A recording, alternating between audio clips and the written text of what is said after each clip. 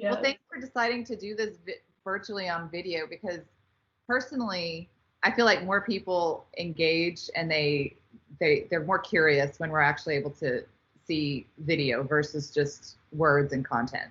So this is a great way for everybody to get to know you guys within the company, but also in our community and our clients. First of all, tell me more about yourself. And My specialization in Edafio is wireless engineering. So if there's a wireless network, enterprise or small business, I'm responsible for making sure they run smoothly. for those of us that are a little bit new to technology, what does that mean exactly? When you have a network and you have a newer device, Yes. sometimes those newer devices aren't configured to work with the existing infrastructure. So let's say like a new Surface Book, sometimes you have to tune the wireless network to work with them, or you have to update a driver.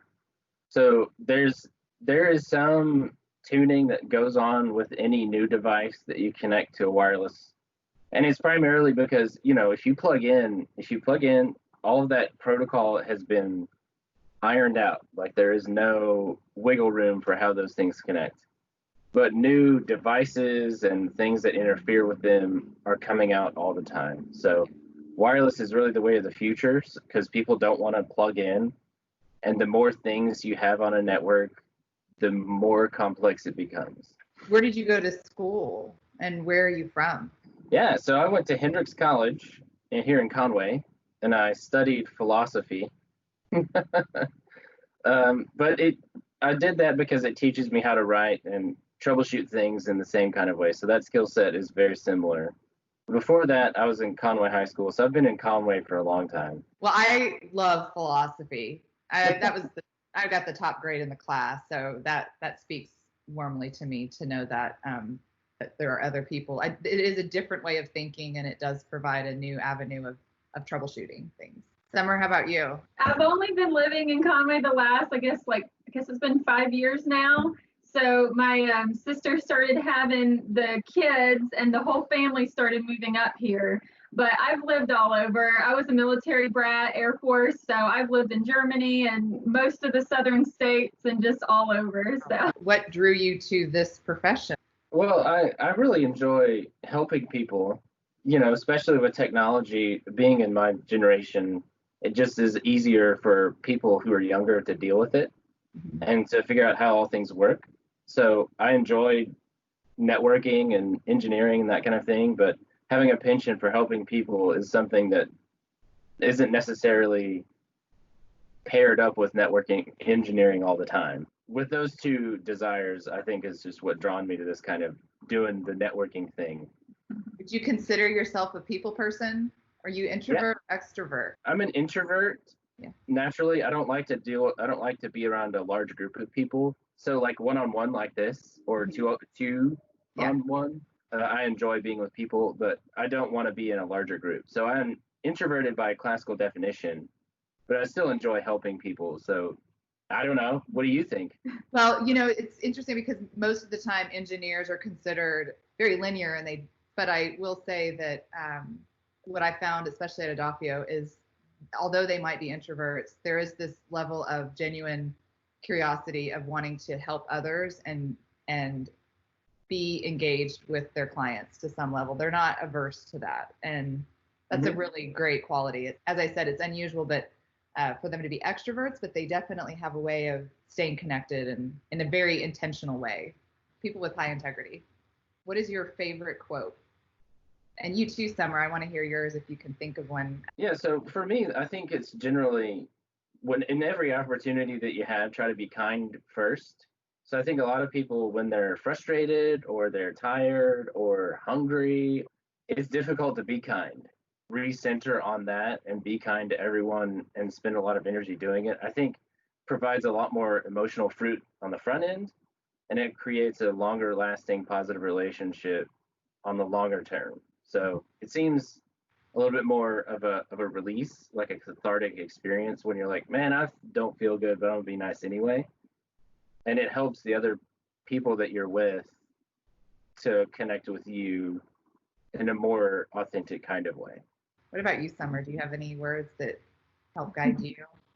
Yeah, so kind of jumping off of what Zach said, I think like the Bible verse, do unto others as you'd have them do unto you, or treat others as you've had them treat you. And for me, that same kind of principle, whether that's kindness or, working with integrity is just super important, because we all have a tendency to just think of what we prefer or what we want and what we feel in the moment. But if you start thinking of other people and their needs, and you put that on the same kind of level as you do when you prioritize yourself, just have better experiences with other individuals, your work ethic and everything's better, your life's just better in general. Yeah, and just keep doing your best. That's all we can do. What about for you? What about for you, Melissa? Yeah.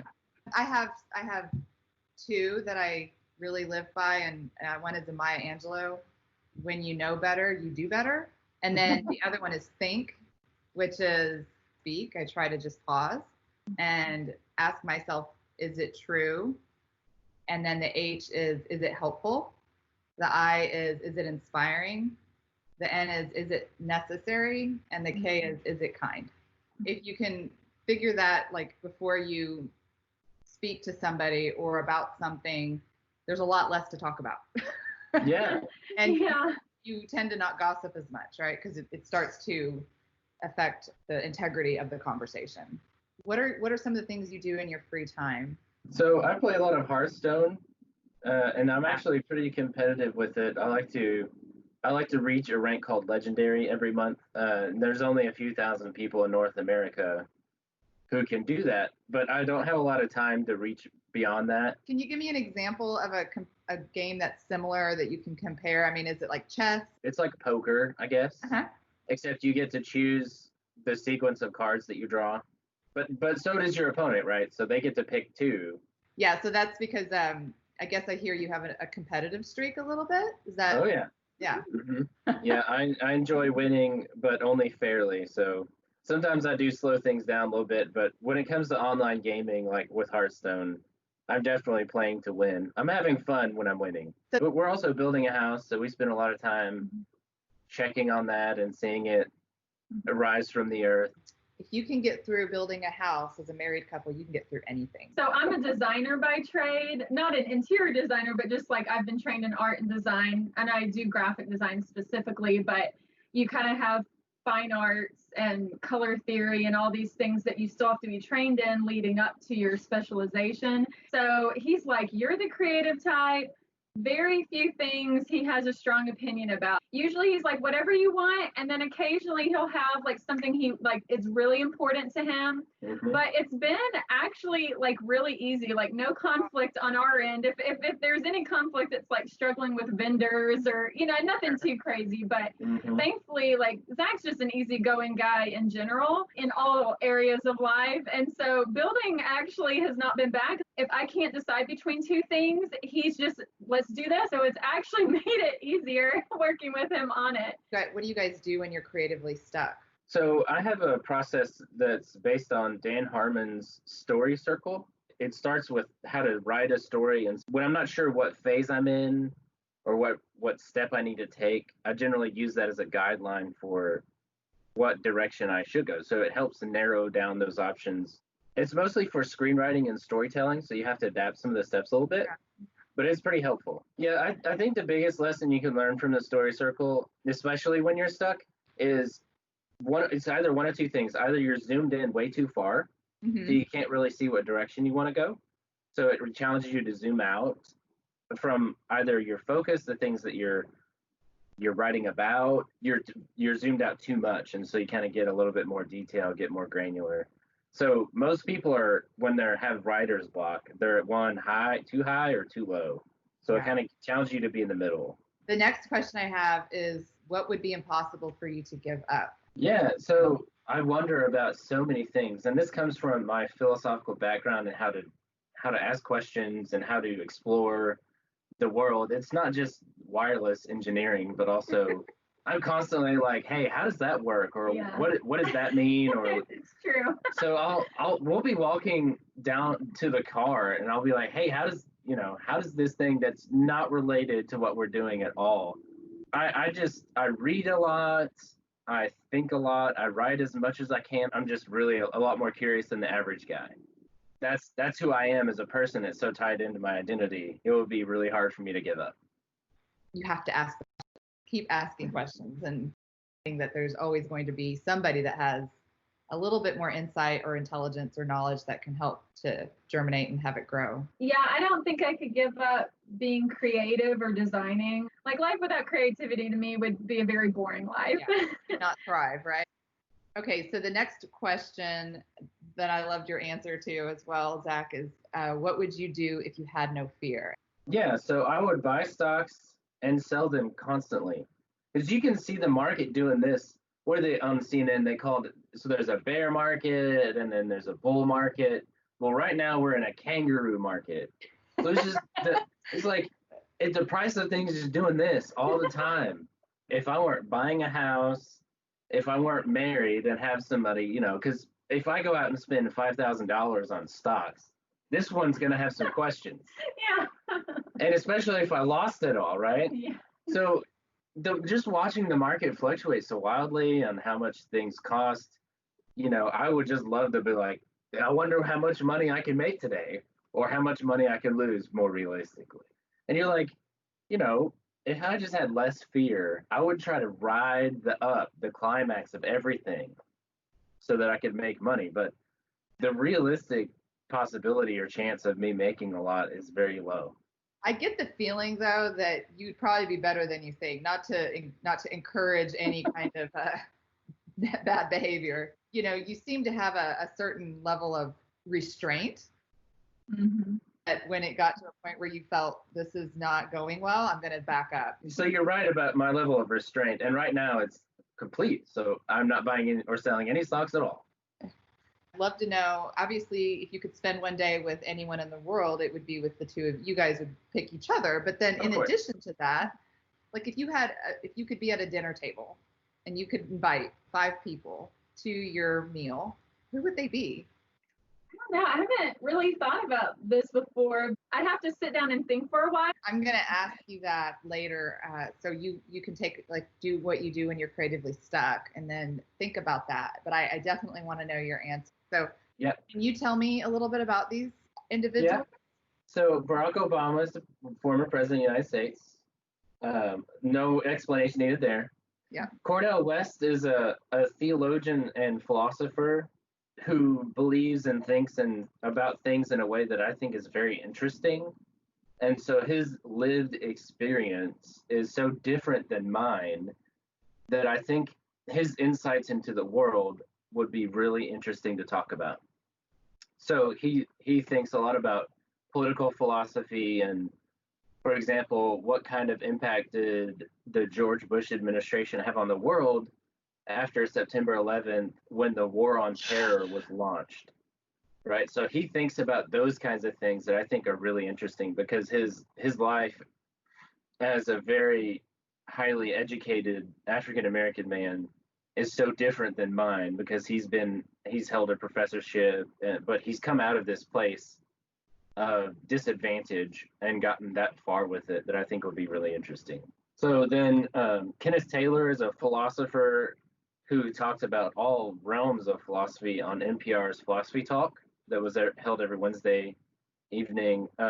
He actually practices philosophy in the widest way you can, which is at a very high level. How do these ideas work together, and what's their impact on American or whatever society? It doesn't necessarily have to be American.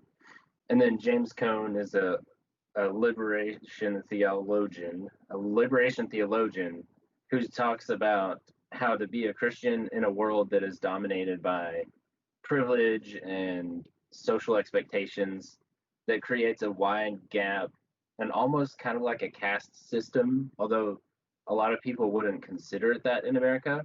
So there's a pretty big difference between how you're treated when you're this particular class of person, whether it's low education or high education or African American or Caucasian or minority English speakers. So drawing out all those differences and how does a diverse country like America deal with those things?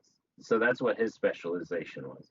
So getting all those guys together and saying, hey, let's all talk about what if this specific scenario, what do you think? Like, how do we make this a better world with your experience and your educational level? Well, it seems like it's an appropriate time with Black Lives Matter and all of this underlying tension that this is great opportunities for all of us to learn more about these people. 1 second. River, honey, can you do that later? He's putting the dishes away. So, sorry, honey. Okay. I'm going to edit a little bit of this, even though it is, like, it's fine that we, live in a world where things aren't perfect. Yes. Real life happens. Real life happens. I know that you mentioned building a house, and so that goes along with when was the last time you did something for the first time? Yeah, so that was probably one of my most favorite things that I'm doing for the first time. But I'm also not really a guy who does a lot of things for the first time. I'm kind of a creature of routine and of comfort, and so I just didn't have a lot of adventurous things to add to that. I'm sure Summer has probably got something to say. Well, he says that, but he always amazes me with the things that even after we've been married like a little more than 2 years, I'm still finding out things about things that he's done. Like he's trained horses, and then he learned how to fly. There's a level of modesty and humility with Zach. I think that he's not necessarily much of a boastful sort of person. He owned his own, he owned a snow cone, like one of those, what are they, like a trailer or stand, kind of thing that you see. So he says he hasn't done a lot of new things. So I'm like, he has done way more first things. Yeah, it's incredible. You've shared quite a few first times that. So he's being very modest. Even though it's true that he likes things that are familiar, but he also is a very curious person. And so he'll just go out there, like talk to somebody, learn how to do it, or he'll be like, I just want to start a business today, And he just goes and does it without fear. I think he's not a very fearful person. And so I think that's like major props for him, because I'm like, I just kind of stay in my little creative design space.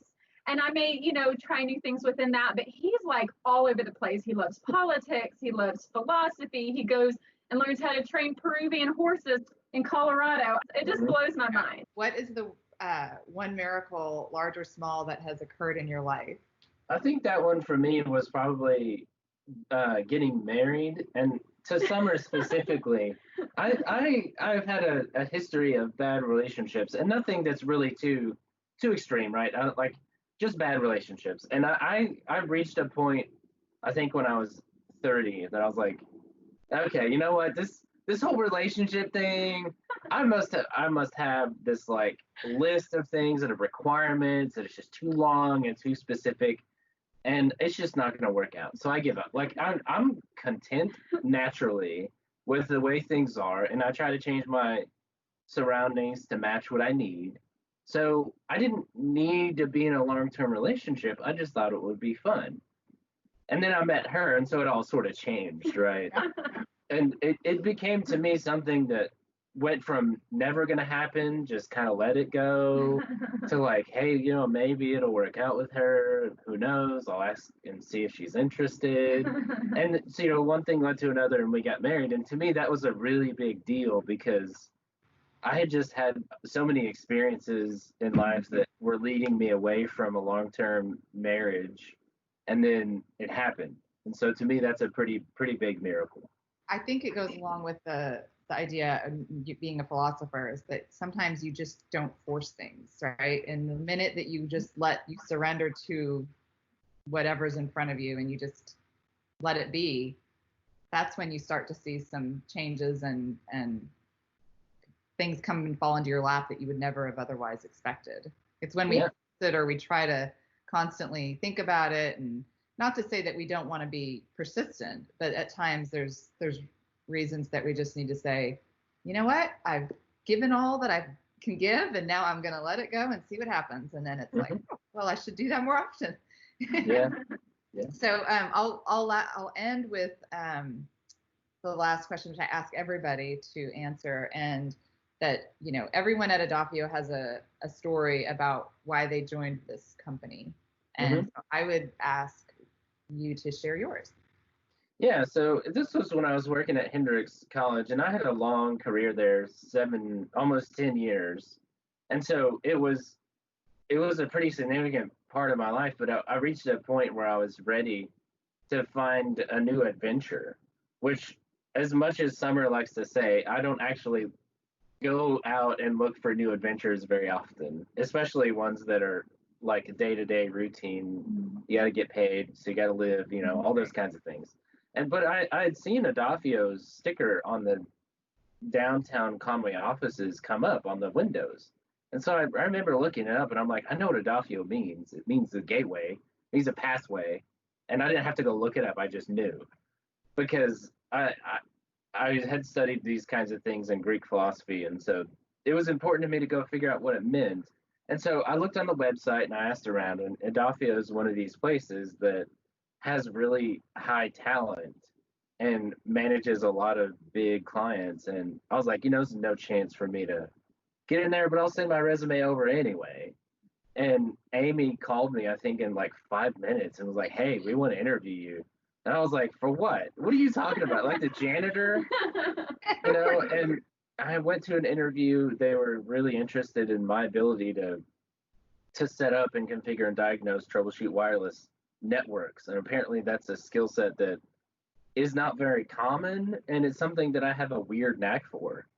Like, I have not been studying on this very much at all, but I just happen to know how radios work. And don't worry about it if you don't know. Just let me know if you need some help, and I'll come help you. It became something that kind of grew in and of its own. I had a job pretty quickly. I got started, hit the ground running. It was one of those things that I just thought myself I could never be a part of Edafio, and here I am, helping healthcare clients and manufacturing and all kinds of businesses that do really big things. And we provide that service that allows and enables those people to be successful. And so I was just like excited to be a part of something so big that has such a big impact on the economy in Arkansas and in other places as well. Edafio is a great place to learn and grow, even if you come and you start out as a marketing intern, for example, but you're really curious about how those things work over at the help desk. There's a lot of opportunity for people to learn and grow if they bring a curious sense of mind. Even if you feel like you don't have all the 1 or 2 years of experience with this, that, or the other thing, just try, just get started and take that first step.